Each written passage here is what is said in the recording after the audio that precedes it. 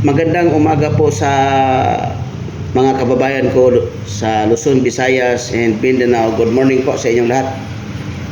Meron lang tayong pag-uusapan ngayon regarding ito doon sa kay Mr. Gotesa, yung witness na hinarap ni Senador Marcolita doon sa Senate hearing sa Blue Ribbon Committee.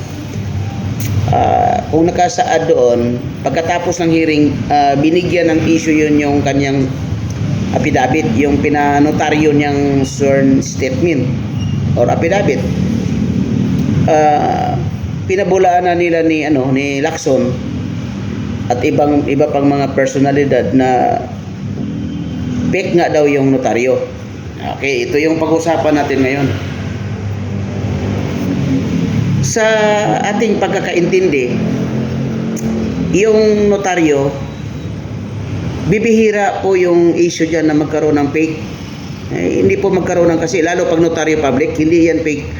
Yan ang mga tinatawag na paralegal. So, ino-authorize sila ng Supreme Court na magnotaryo ng mga dokumento. May iba dyan, doon pwede rin magpa-notaryo sa mga law office. Kung saan, basta may notaryo. Ngayon, pinagdiinan nila na yun ang kanyang notaryo is fake. Hindi totoong perma ng notaryo. Kung mga kababayan ko, kung hindi tayo mapagmasid sa mga ganyang usapin, yung naglalaman ng affidavit ni Gotesa, hindi man ibang tao ang may bitbit nun, kundi si Gotesa mismo. Pinalabas pa nga nila na inaalalayan pa daw ni Senador Marcolita. Si Senador Marcolita, abogado yan. Kung matanda natin sa unang hearing nung pagharap ni Gotesa, di ba nagkaroon pa ng issue yun dahil parang tinutulungan pa raw ni Senador Marcolita si Gotesa para ayusin ang kanyang paglalahad. Kasi kung tutusin, kung mapapansin mo yung kanyang statement, yung affidavit niya, yung binabasa niya doon sa pagharap niya sa Senate hearing,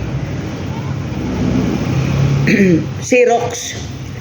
So ibig sabihin, hindi maayos na pagka-Xerox kasi nga siguro sa pagmamadali na pagsi-Xerox o hindi niya naayos ni Gotesa yung kanyang pero nandoon pa rin yung kanyang paglalahad. So kung inalalayan siya ni Senador Marcolita, hindi yun magkakamali ng ganun. Alam mo bakit? Si Senador Marcolita, abogado yun. Hindi yun papayag na yung sarili niyang gawa magkakaroon ng problema. Kaya nga nagkaroon ng problema yun kasi nga walang umalalay sa kanya. Kasi tanging si Gotesa lang ang gumawa sa kanyang affidavit. Maliwanag, di ba? Kasi kung may lalay ka agad na abogado yun, malamang hindi yun magkakamali. Kasi babasahin ng abogado yun bago niya ipa-notaryo yung dokumento. So, kung mayroong nag-alalay sa kanyang abogado o tao man o si Senador Marcolita, malamang hindi yun malagay doon sa hindi yun mapanotaryo doon sa notary public na alam ni Senador Marcolita na mayroong problema. Di ba? So ibig sabihin, si Gotesa sarili niyang lakad yung ginagawa niya. Ito na. Ang usapin kasi doon, hindi notaryo Yung paglalahad niya, hindi ang laman ng sworn statement ni Gotesa, hindi usaping notaryo. Usaping nakawa ng kaban ng bayan, yung flood control, yung pagkahakot niya ng pera kung kanino-kanino. Yun yung issue na yun. Hindi ingay na itong truck na to. Kala mo nasa bundok na kaingay. Yun nga, yung kwento nga na yun, hindi, yung statement niya, hindi usaping notaryo, usapin doon yung kanyang paglalahad kung saan nanggagaling yung mga pera na hinahakot niya. Oh. Kung mahina tayo dito sa pag-uunawa, parang gusto lang nilang ilihis yung kwento yung paglalahad ni Gutesa, yung issue, gusto nilang ilayo kay Gutesa. Gusto nilang ilayo doon sa mga taong naniniwala kay Gutesa kasi ang paninindigan nila yung fake notary. O di, halimbawa, ngayon, ganito ihalimbawa lang natin. Kunyari ako, nag-aral ako sa isang universidad na hindi ko alam na hindi pala rehistrado sa CHED. Kunyari, wala siyang permit sa business permit, wala siyang trade, wala siyang DTI, wala siyang rehistro sa galing sa CHED. So ibig sabihin, hindi ko alam na fake pala yung eskwelahan na pinag-aralan, kung saan ako pumapasok at kung saan ako nag-aral. So nalaman ngayon ng pag-graduate ko na fake pala yung eskwela na pinapasukan ko. Hindi pala legit. Anong gagawin ko? Mag-aral ako muli sa ibang eskwelahan. 'Di ba? Na legit. Yung hindi ako magiging tanga pagdating ng panahon. So sinong may kasalanan nun? Yung may-ari ng eskwelahan o yung estudyante? Ganoon din yun. Kung fake ang notaryo ni Gutesa, kasalanan ba ni Gutesa na fake siya? Naglantaran yung notary public niya, nilagay niya doon sa kanyang business permit, notary public. Anak ng teteng naman buhay ito. Yung mga tao talaga, alam mo, sa totoo lang, hindi aasinso ang bansa natin na pagkatapos mong iboboto, pag nasa lamesa na sila sa upuan nila sa kanilang opisina, hindi na alam ang batas. Iba na yung plano sa buhay, hindi na para sa mga taong mahihirap. Tragis tong mga tao na to. Ako, bilib pa naman ako dito kay Lacson dahil unang-una, dating pulis ito Dapat yung mga ganitong klaseng tao na iboto natin, dapat hindi magbabago yung pag-iisip. Hindi na ako, ewan ko, anong ibuboto mo, kagaya niya, di ba? Sinabi niya nung bago siya ma-proclaim na senador, anong sabi niya? Ang una kong imbestigahan pag upo ko sa Senate, ang una kong imbestigahan yung flood control kasi ang laki ng korupsyon. Nung naupo na, iba naman yung linya na gusto niyang gawin. Napakamoron tong senador na ito. Hindi ko maintindihan kung anong laman ng utak nito. Dapat nga, pagka tayo ay manunungkulan sa ating bayan, maging sinseridad tayo. Hindi yung may issue tayong kinakaharap, ililihis natin yung usapin. Notaryo, pag initan mo yung fake ng notaryo, di sabihin makikuti siya, maghanap ka ng ibang notary public, doon mo ipapanotary. Ganun yun. Basta wag mo lang baguhin yung affidavit mo. Kung ano yung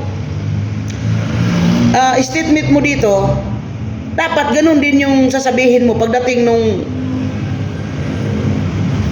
pag napanotary mo ng panibago. Wala kang babaguhin. Ipanotary mo lang sa ibang notary public kasi fake mo ito Hindi yan maaasahan dahil wala siyang credibility na magnotaryo. Ganun po. Hindi yung kahit saan nyo kami dalhin. Binoto kayo tapos ganyan yung mga utak nyo. Bakit tumakbo ng pagkasenador tapos ganyan lang pala laman ng ulo nyo? Bakit kay Senador Marcolita hindi ganyan ang pag-iisip? Kung lahat na lang ng senador ganyan ang utak, ano na lang aasahan ng taong bayan sa inyo? Anak ng di na kayo nakakatuwa. Bakit pag initan nyo yung notary public, itutulungan nyo si Gutesa kung paano magkapagpanotaryo ng mga legit. Turo nyo, kung may ikaw, Pempilo Lacson, di ba, meron kang dating pulis ka, di alam mo kung saan yung mga notary public na matitino. Ba naman ikaw, kainis ka Instead na matutulungan mo yung mga Pilipino, isa ka rin wala sa hulog na Ba naman yan? Ganun po yun, Mr. Senador. Kung talagang mahal mo ang bayan mo, manindigan ka rin, hindi yung